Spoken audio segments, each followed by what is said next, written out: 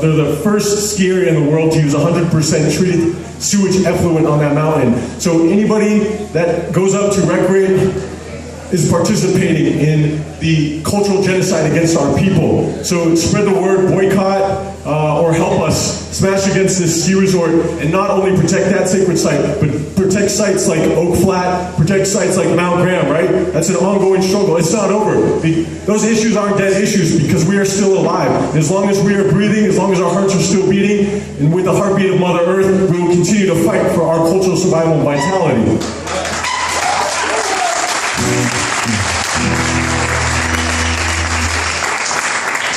So, yeah, I'm going to sing some more songs for the warriors here, right? Everybody's like, woo! I know, it's just chill, we got some poetry, you know. I came to agitate a little bit, provoke, inspire. I'm going to sing a song. There's a lot of messaging here about occupying Tucson. I don't know how it rolls down here, but I know this is like Tohono O'odham territory. It's also the Pasquayaki Nation territory, right? It's already occupied. What about liberated?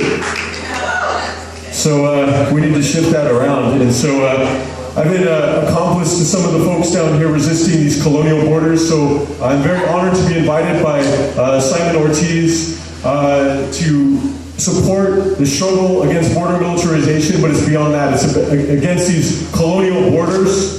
And y'all know something about that, that's why we're here. But we have to recognize that comprehensive immigration reform, and I know Shining Soul is going to talk about this later, but I just want to acknowledge it too while I'm on the mic. Comprehensive immigration reform is death of indigenous people. It's anti-indigenous.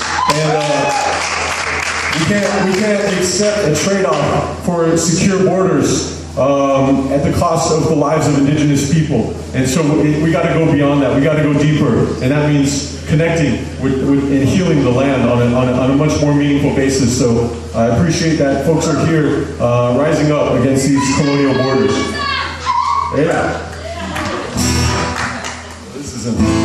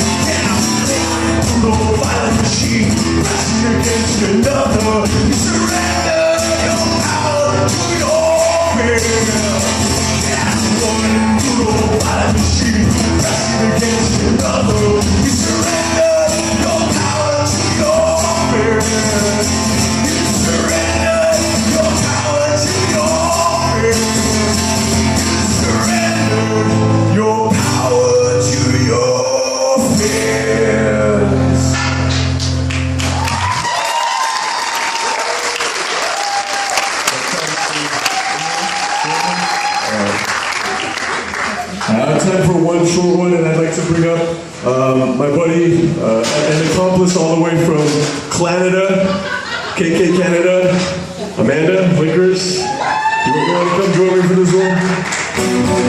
We'll make this short and sweet. I know we got a lot of powerful performers. Give it up for all the other poets, artists who shared their expression.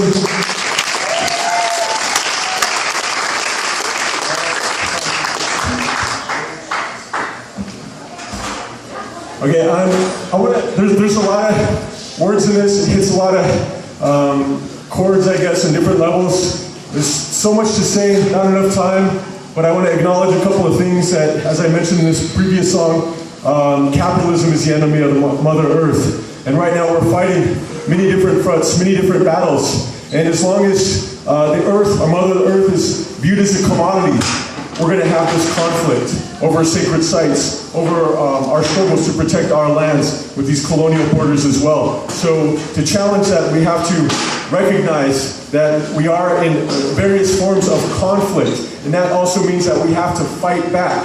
And that's hard for some people to understand, but in a time when our sisters, when our mothers, when our daughters are being attacked, their lives are being taken, their bodies, their spirit is being desecrated, the same way that our mother is being desecrated, our Mother Earth is desecrated, we have to recognize that this is a crisis, that we're facing cultural genocide, that sexual violence is cultural genocide against our people.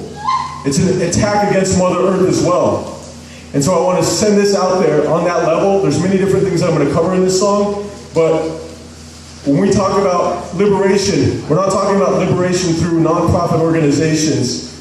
We're not talking about liberation that's managed as dissent and what's acceptable under the terms of the colonial occupying regimes. We're talking about liberating our spirits on the terms that are necessary, that are our deep connection that we have with our mother, the earth. And so there's so much more we can talk about that. I don't want to just hop on the mic and throw that out there. We have information at the table here. I'm always down to converse, share emails, find ways we can be effective and support each other, be accomplices in the struggle beyond the Allied Industrial Complex. So I also have postcards for a campaign to clean up abandoned uranium mines. Right now in the U.S. there are more than 10,400 abandoned uranium mines, and there's nothing that holds these corporations accountable from poisoning, from turning our communities into toxic wastelands.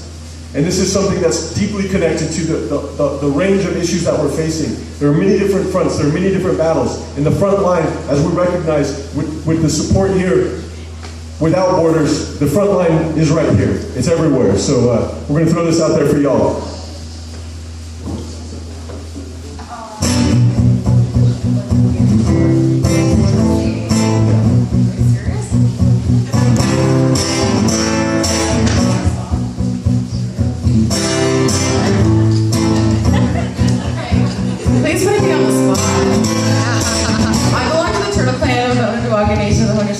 I live in Tucson, so Montreal, and it's occupied Indigena, Haudenosaunee territories.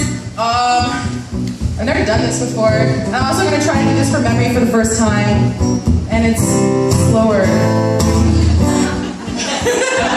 I'm just going to go for it, okay?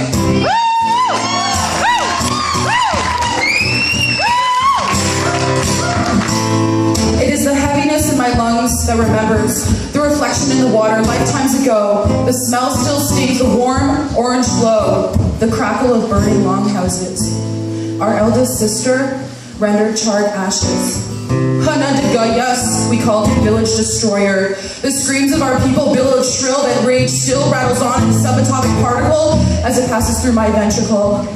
The genetic memory of place unfolds, the trauma manufactured in that space as I learn I'm displaced. The city's pavements wash away very deep. These cement streets sweep clean, erase the violence. Shivers through my bodies, echo through our territories. Words insufficient, those syllables cannot spring from my tongue intimately enough. No articulation of the invasion. There's a deep feeling of devastation penetrating me.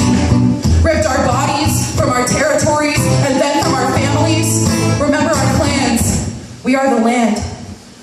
Second generation, not stolen from my mommy. The pain that has marked each passing of my family is more than the testimony of abomination of violent centuries. And it comes now with the knowledge that history repeats. Imposition of external force. My body, our flesh and bone, the blood that flows, deemed expendable, terra nullis, for conquest. And do they still call it incest? If you were asleep, the first time that he touched me, I was 8. When I was 16, I realized it was only a matter of time until my body would be assumed not mine. Commodified, objectified, the abuse passed on, more insidious, with the loss of each song. Each cornstalk burned, gone. Unwinding a legacy of colonial campaigns, raids to scorch the earth. Left scars, torched mother, bound her by steel rods kilometers long. And then the tissue marked by pain is deeper than surface. It surrounds us, presenting the monumental task to pursue the relentless undoing of all that has been thrust upon us. We have survived, starting by building our own trust to leave behind the husk of internalized genocide.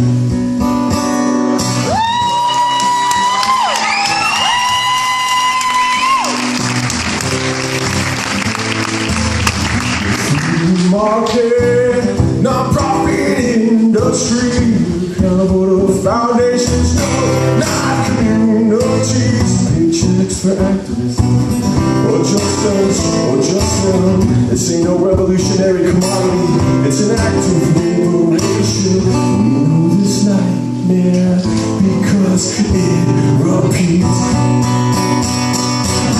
Just something rage, an act of liberation. An act of liberation. An act of liberation.